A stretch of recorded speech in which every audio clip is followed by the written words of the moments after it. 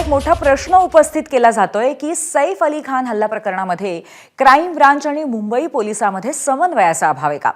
Vandre police पूर्ण माहिती देत नसल्याचा क्राईम ब्रांचच्या सूत्रांचा दावा आहे। मध्यरात्री घडलेल्या हल्ल्याची माहिती क्राईम ब्रांचला 5 तास उशिराने मिळाली आहे का, असा प्रश्न आता विचारला जातोय। मुंबई पोलीस क्राईम ब्रांचमध्ये क्रेडिटसाठी कुठेतरी वॉर होतंय का, क्रेडिट वॉर होतंय का, असाही प्रश्न त्यामुळे उपस्थित केला जातोय। तर दोन वेगळ्या यंत्रणांमध्ये क्रेडिटवरनं रस्सीखेच होतीये का आणि एकमेकांपासून माहिती देण्यामध्ये कुठेतरी समन्वय कमी पडतोय का, असे प्रश्न आता विचारले जात आहेत। या संदर्भात अधिक माहिती घेऊया। आपले प्रतिनिधी सूरज ओझा आपल्या सोबत आहेत। सूरज, खरं तर लवकरात लवकर तपासाची गरज आहे, पण त्यामध्ये कुठेतरी समन्वयाचा अभाव अशा परिस्थितीमध्ये का दिसावा?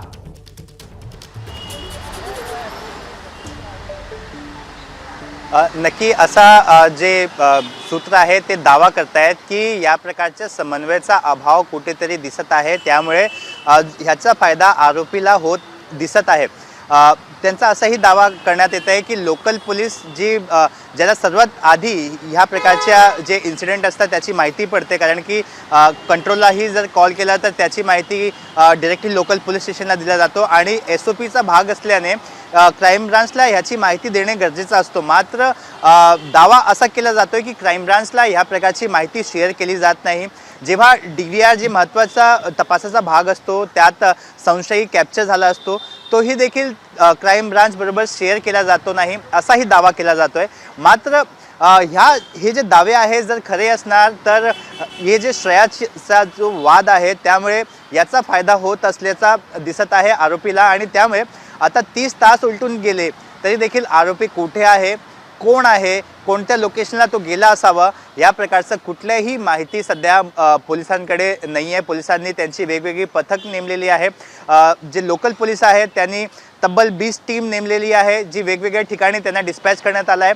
सध्या काही टीम आहे जे नालासोपारा वसई या भागात कॅम्प करते, काही मुंबईच्या वेगवेगळ्या परिसरात जिथे जे आरोपी चोरी करून जाऊ शकतो या प्रकारचा संशय ठेवून तिथेही देखील सर्च ऑपरेशन केलं जातं। त्याचबरोबर बँड्रा टर्मिनसहून जेवढी ट्रेन जाते जिथे जिथे त्या भागातही देखील टीम डिस्पॅच करण्यात आली। म्हणजे सध्या पोलीस ह्युमन इंटेलिजन्सचाही देखील वापर करतायत। त्यामध्ये जे ऑटो ड्रायव्हर्स आहेत त्यांच्याशी चौकशी केली जाते की फोटो दाखवला जाता संशयाचा की ह्याला तुम्ही कुठे पाहिलंय का।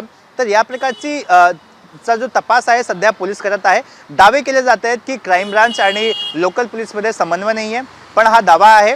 मात्र पोलिसांचं असं म्हणणं आहे की दोघांमध्ये एक हेल्दी कॉम्पिटिशन असायला पाहिजे, ज्यामुळे जे एजन्सी आहे ते तपास चांगल्या पद्धतीने करणार आहे, ते माहिती देखील शेअर करतात एकमेकांबरोबर, असाही देखील वरिष्ठांचा दावा आहे। जी धन्यवाद सूरज आपल्या माहितीबद्दल। तर सैफ अली खानच्या संपूर्ण तपासामध्ये कुठेतरी मुंबई पोलीस आणि क्राईम ब्रांचमध्ये क्रेडिट वॉर सुरू आहे का, असा प्रश्न आहे। पण या संदर्भामध्ये पोलीस आणि क्रेडिट संदर्भामध्ये किंवा क्राईम ब्रांच यांच्यामध्ये यातल्या वरिष्ठांनी याचा नकार दिलेला आहे। ABP माझा, उघडा डोळे बघा नीट।